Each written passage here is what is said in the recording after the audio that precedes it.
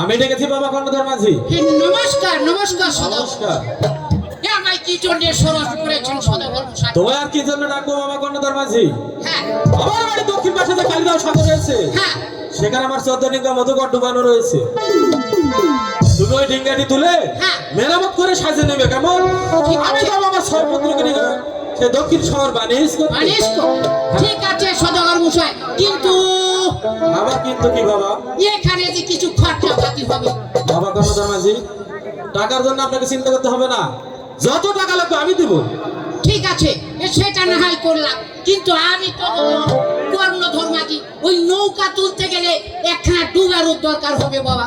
ঠিক আছে বাবা কর্ণধর মাঝি, তুমি তোমার ডুবারুকে ডেকে নাও, তার জন্য কিছু খরচা পাতি সেটাও আমি দিব। সেটাও আপনি হ্যাঁ দিব। ঠিক আছে, আপনি যান, আমি তুলে তারপর আপনাকে স্মরণ করব।